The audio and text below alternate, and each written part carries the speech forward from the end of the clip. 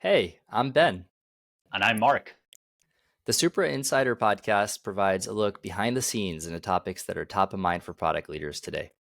Mark and I will keep the conversations thoughtful, yet spicy, and we're going to lean into contrarian and sometimes controversial takes that you might not hear elsewhere. Now, a bit about your co hosts. Ben and I are both product leaders bringing a couple of decades of experience across early stage, growth stage, and big tech. Thanks for listening. Should I join an early stage company as a product leader? That's a question that Ben and I have been asked multiple times in the last couple of months. That's a question that's top of mind for the broader product community and also for the Supra community as well. So in this podcast, we go deep that question. And the way we do that is first, Ben and I, Mark, we talk about our experiences in early stage companies. And by the way, what we mean by that is either seed stage or Series A companies. Then after we talk about our experience, we'll discuss how would we go about assessing that decision if we were to make that decision today. We talk about the product market fit level of the company. We talk about the founders, the culture, problem space, compensation. After that, we also go deep on which type of person should join an early stage company and which person should not join an early stage company.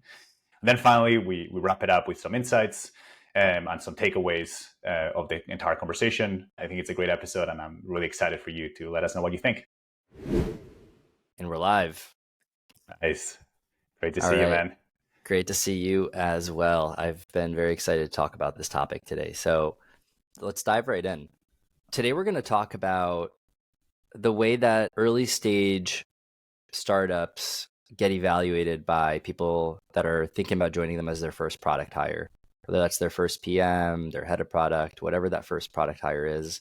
When we talk about early stage startups, we're talking about seed to series. Once you get to like B and beyond, you are probably like mid growth stage and later. So we might touch on that a little bit, but mostly focus on that early stage today. And yeah, before we talk about how we evaluate these opportunities, maybe let's just start by spending a couple minutes each just sharing a bit of our experience in the early stage. So Mark, did you want to maybe share a little bit more about your early stage experience first?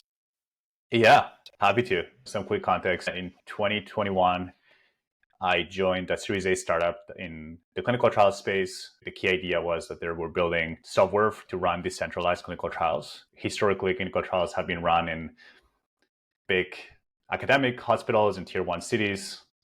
That's really convenient because you have all the different equipment there, infusions, doctors, imaging.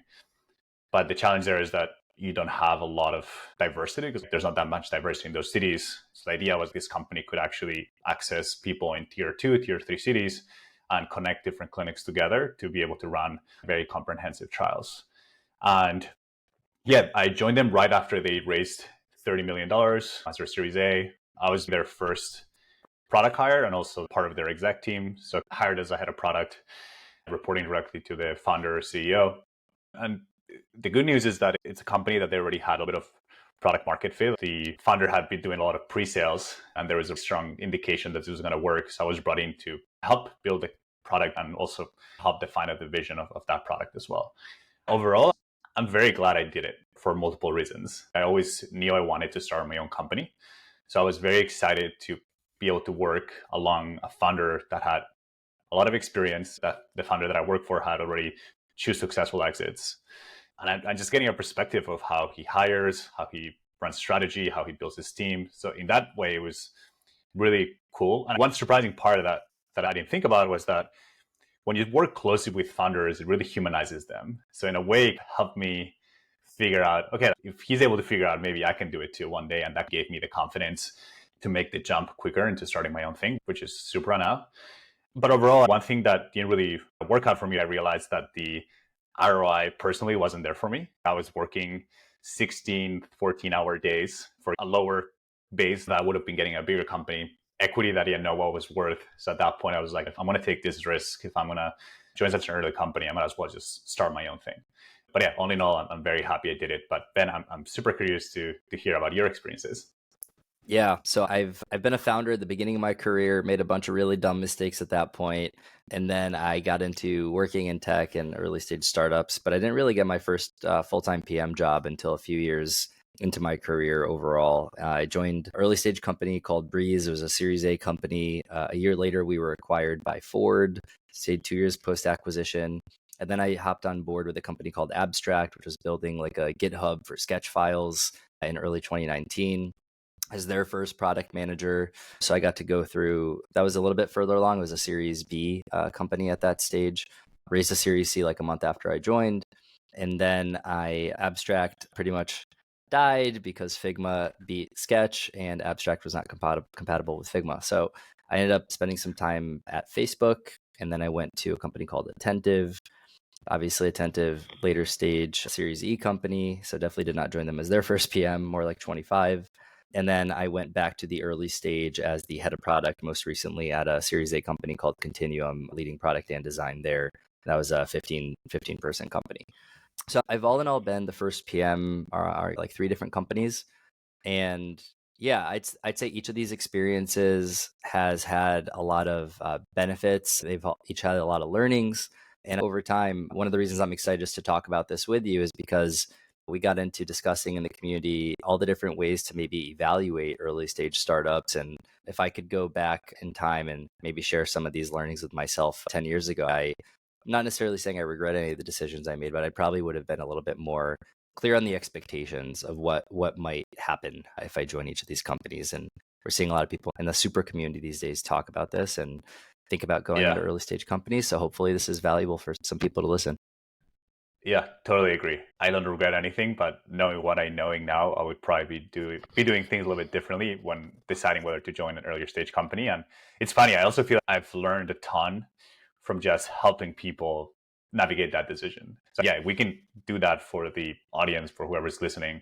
Actually, that could be very valuable. So yeah, why don't we do that? Let's discuss how would we go ourselves today and about assessing whether we should join an early stage company as a product leader. Maybe you can kick it off, Ben.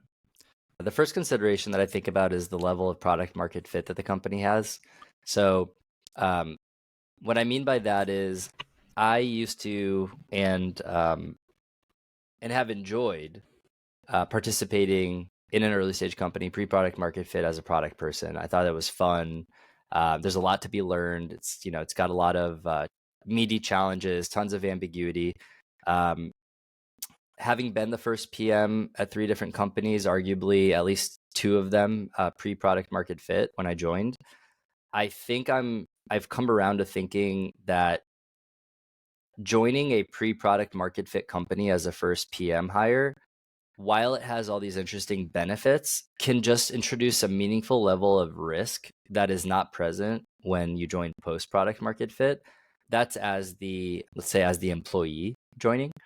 And also, now that I'm doing some advising with founders, I'm starting to have a hard time recommending to founders to hire for a full-time product person before they have product market fit, because in my opinion, the amount of zigging and zagging that goes with exploring the problem space that you're entering and what the audience actually wants and what the willingness to pay is, it's not a linear progression. It feels more like a back and forth, the zigzagging where you're banging your head against the wall. And ultimately, I do think it's in the best interest of the company to have the founder's own product throughout that exploration, so that there's not this layer that sits between the founder and the customers, so that they can just get the signal directly from what the market is saying. And the last thought on this, and then I'll hand it to you, Mark, is it's important to play out the best case scenario when you think about these things. So let's say you hire the most incredible first product hire who's just like fantastically tuned into what people want and what they need. If you play that out, what happens is all of that knowledge of what customers are saying gets centralized in their head, and then you as a founder rely on that first product hire to translate and distill what they're learning to you. And I just think that's a luxury that you don't have in the early days, and you might come to regret it as a founder if you do that. What Totally. do you And think? I completely agree. As a founder and as an early stage startup, speed is one of your competitive advantages. And just adding one more layer to the product market fit process is just going to slow you down.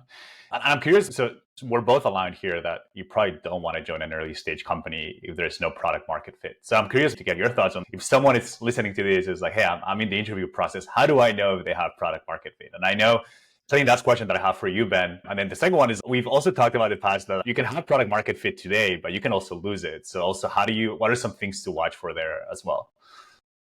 Yeah, Abstract is the perfect example of a company that had product market fit and lost it due to ecosystem dependencies on Sketch. Essentially, we got to something like 10 million ARR within maybe a year of starting to charge, Which raised a is $30 impressive. million.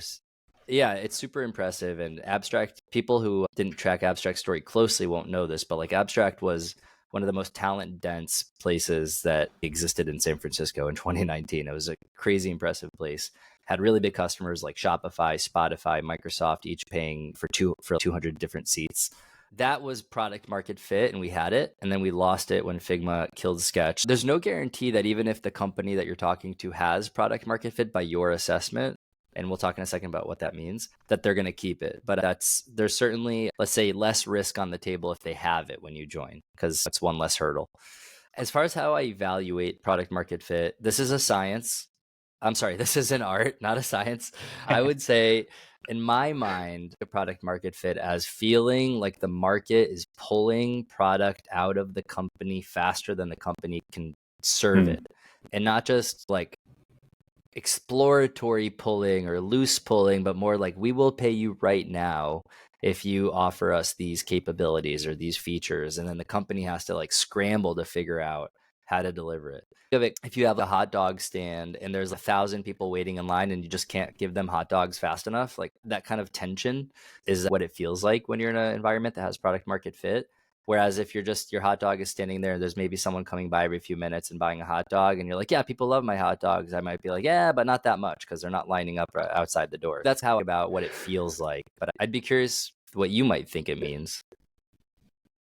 I agree with that. The only thing that I would add is also seeing what is the word of mouth for that product. Are people referring others? How are you doing most? Is your acquisition mainly all outbound, or are you also getting some inbound or some referrals as well? That would be important. And maybe a question for you too, Ben, is Mm.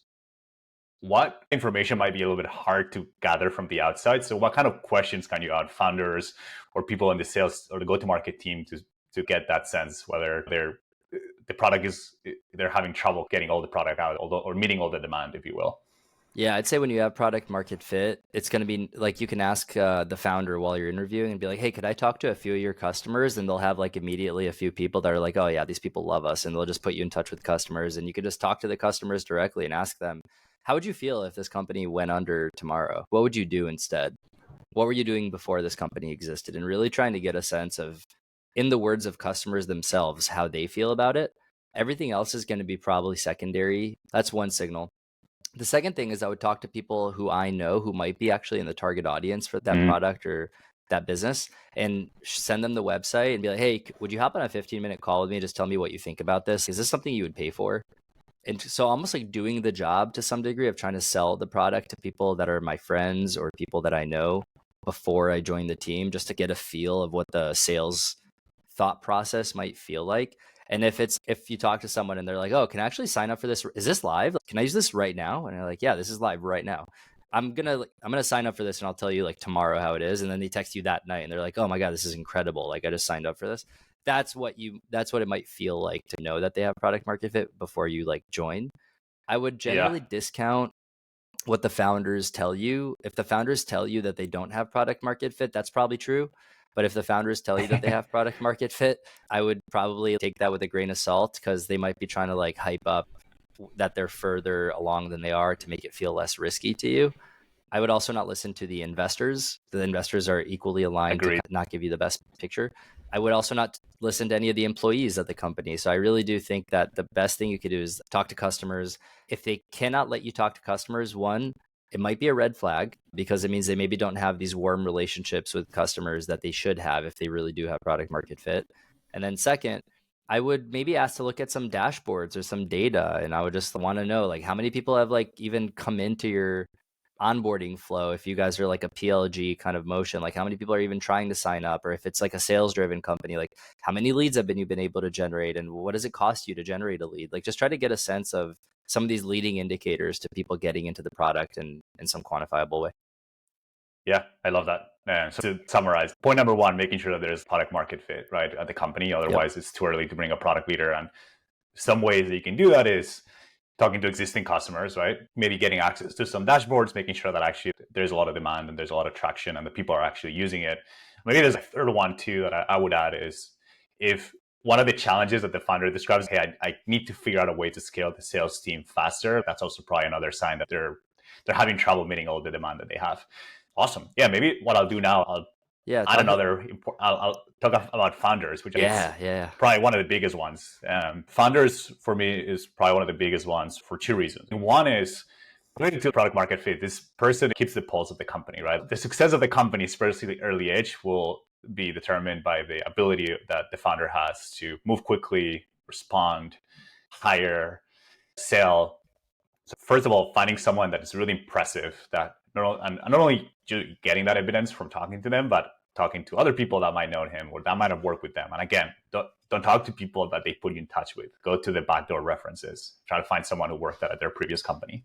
That's one. The second one too, that's really important is this is probably going to be the person that you report to and that you're going to be working the closest with. So one, you want to make sure that you enjoy working with them and it's someone that you will enjoy spending a lot of time with, because that person, you're going to go to war with that person.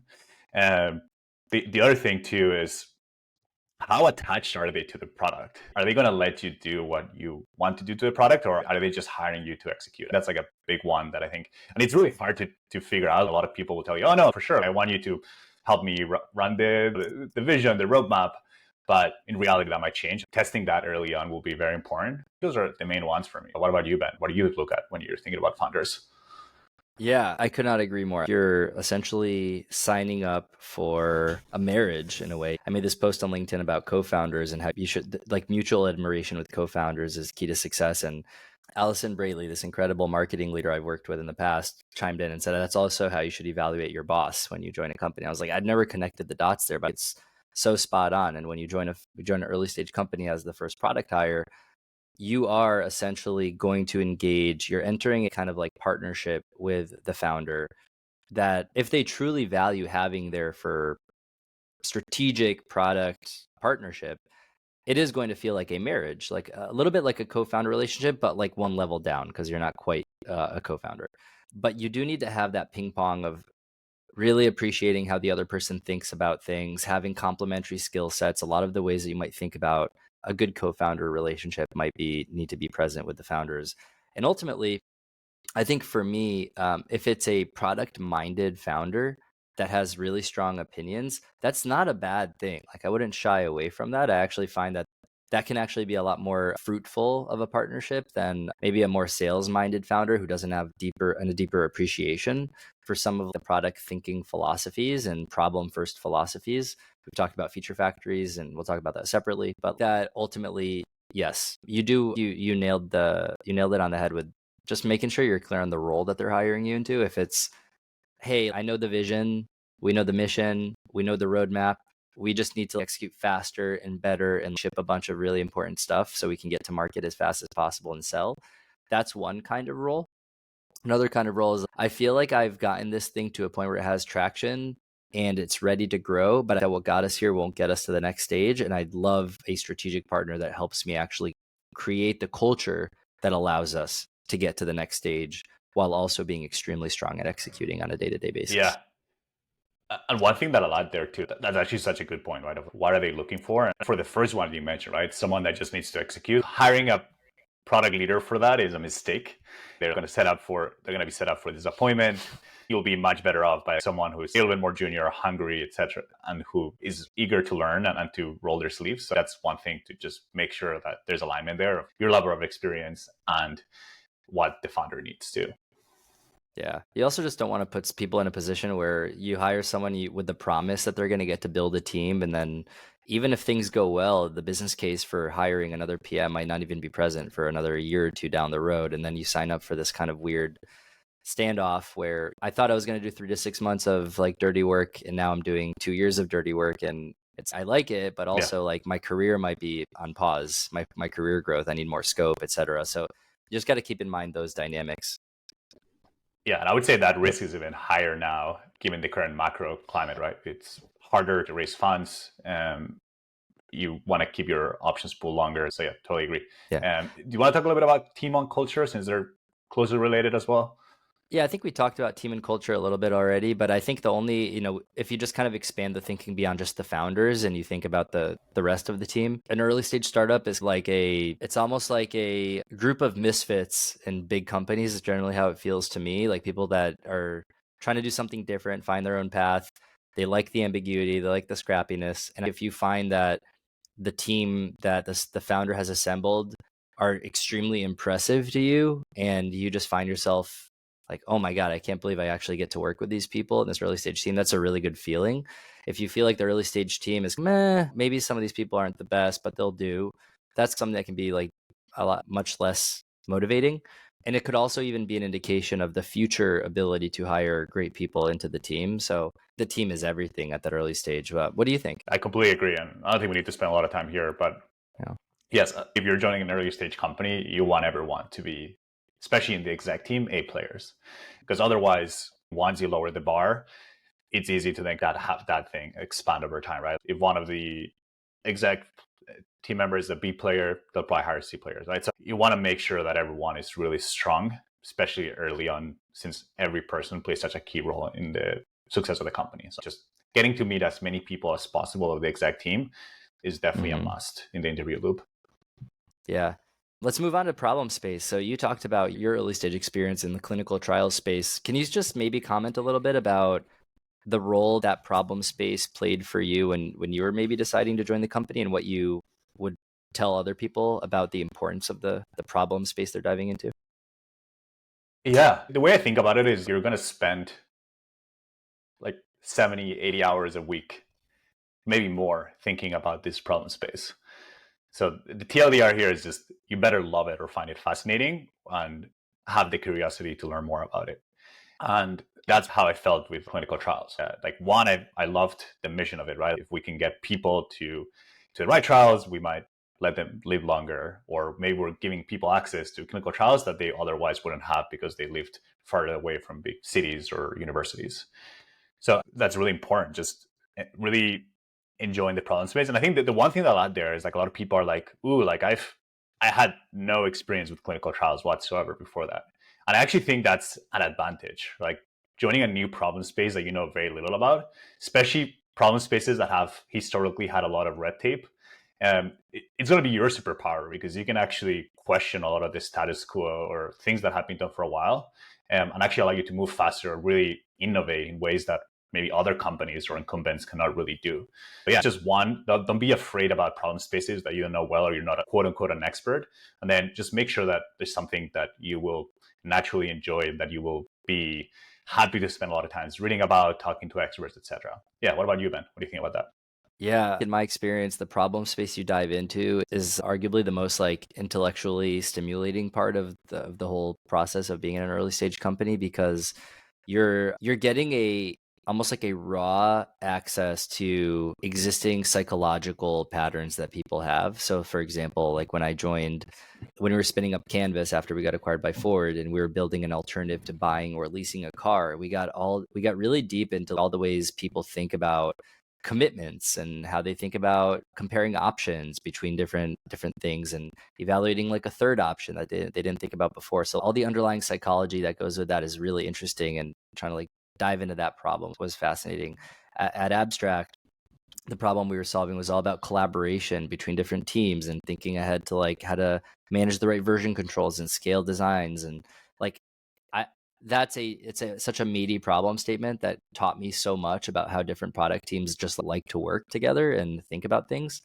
And then at Continuum, like the problem space was people are thinking about hiring full time, and then there's all the people that want to do advisory and part time and fractional work, and trying to understand the problems preventing the two sides of the marketplace from reaching liquidity at scale. And you really get deep into like founder psychology and how founders think about things. And so before we move on to the next topic, I'll just summarize as saying when you're joining an early stage startup, it's really about falling in love with the problems and less about falling in love with the solutions, because the solutions are going to change based on what you learn, but the problems should be meaty enough that you can bite your teeth into them for years and build a meaningful company there. Totally. Why don't we go to compensation, Ben? Yeah, you want to frame this or you want me to start? I'll frame it very quickly. Yeah. I don't think you should join an early stage company for the comp. People get caught up on, oh, how much equity am I getting? How much salary? If you want to make a lot of money, or if you want to have the biggest expected value for how much you make, early stage companies are the best option there. Your base is going to be lower than you would if you had a similar role at a Meta or even like a growth stage company, Series C, Series D. The equity will likely be worth nothing, right? The chances that an early stage company succeeds are probably lower than 5%. So comp is not a reason to join an early stage company. That said, you should push for a big equity package, especially if you're an early stage product leader, given that if in the 5% chance that the company does well, you could make life-changing money. That's all probably I would say on that topic. What about you, Ben? Yeah, I agree with all that. You're going to make a lot more money in big tech, especially from the liquid total comp perspective.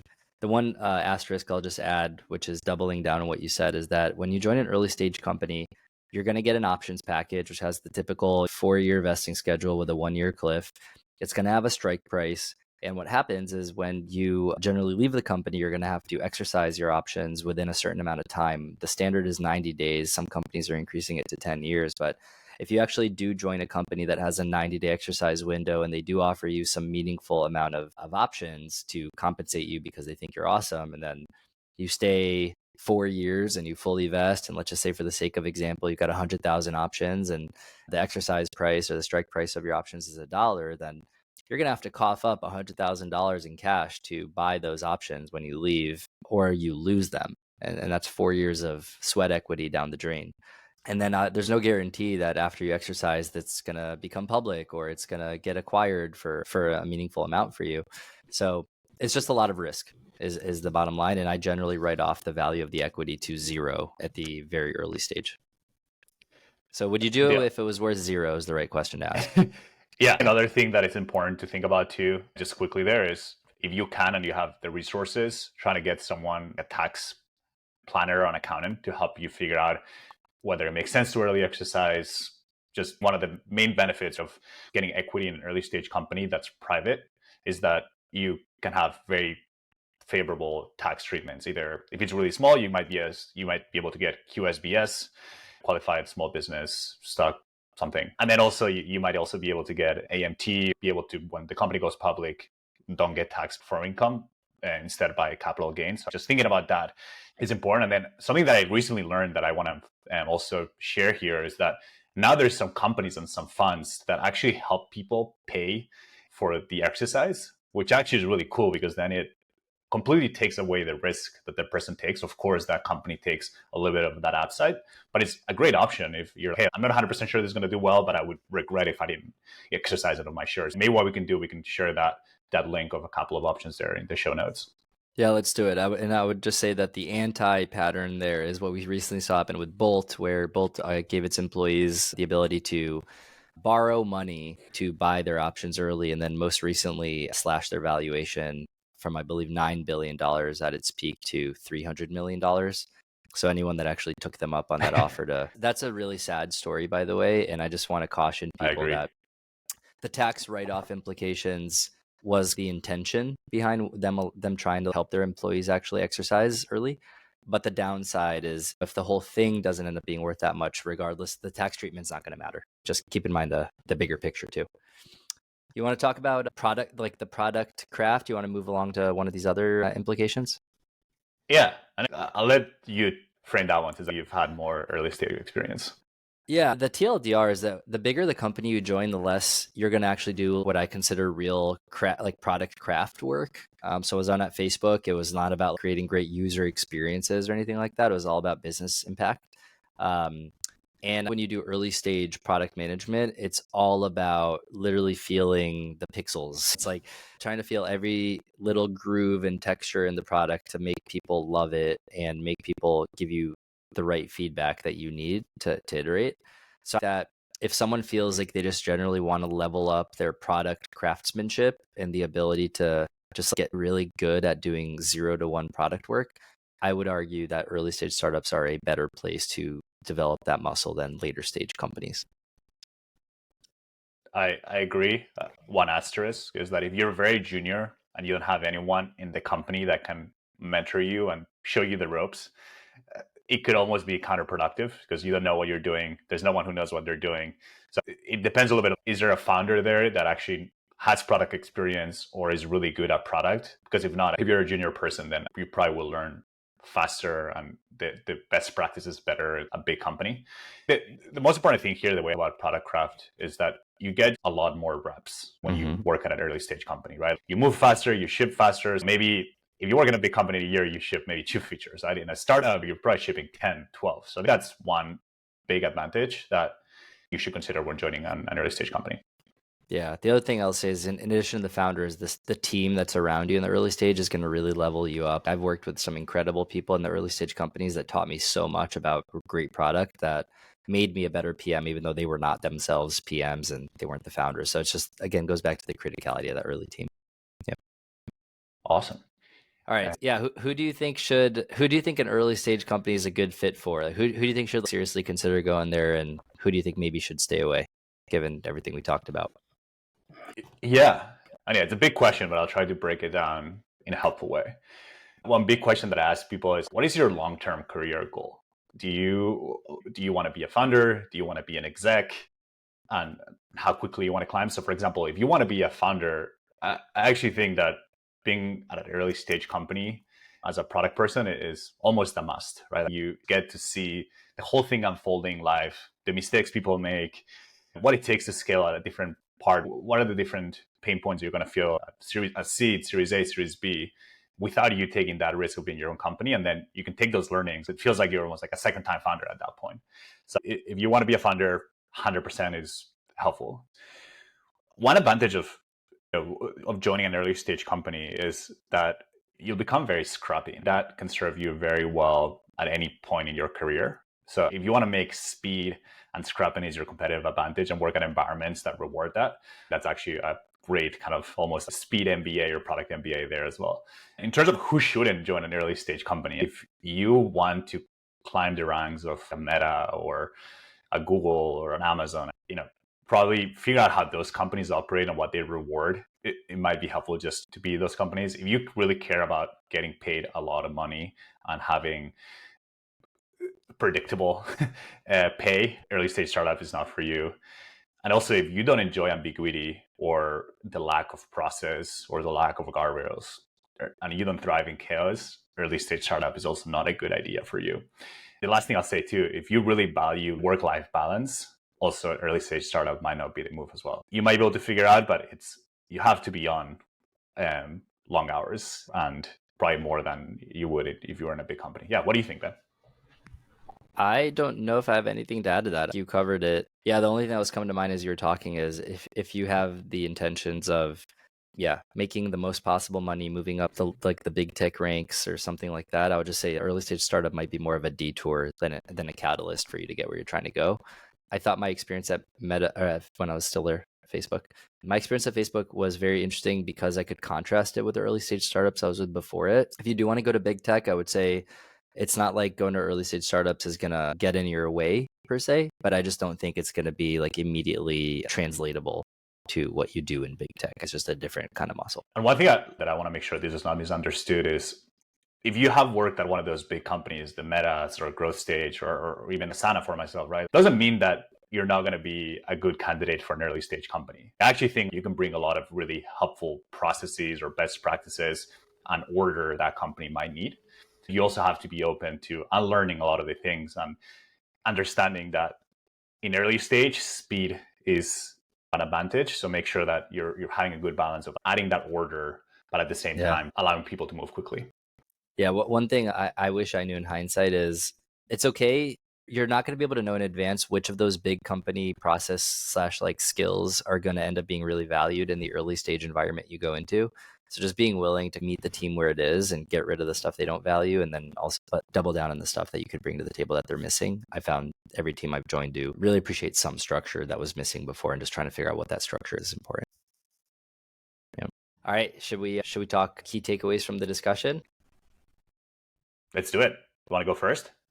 Yeah. So I think, when I think about what we just talked about, to me, I think There's kind of like a bit of a decision tree that comes to mind for anyone who's considering joining an early stage startup. For me, I think the first fork is really around the product market fit assessment. And if it's not there, I'd be really skeptical of joining as a first product hire. But if it is there, then I get into the second level of diligence, which is really about assessing the relationship with the founder, my compatibility and excitement about the team and the problem space. If I am trying to maximize for compensation, I probably exit the early stage evaluation fork at that point and go really double down on like growth stage, late stage, maybe pre-IPO slash all the way to big tech kind of companies to maximize for comp. But if I value the learning and the craft and the speed and the teamwork and the excitement about the problem space, that's probably the things I would recommend someone go to early stage with. Yeah, what about you? Yeah. To me, the first question someone needs to ask themselves is, what are my goals and who am I? There's like the first two questions they need to figure out. Like one is like, again, that's getting to, if you want to be a founder, this might be a really good option. But if you just want financial stability, make a lot of money, maybe that's not an option. So first, what are my goals? And will joining an early stage company serve those goals?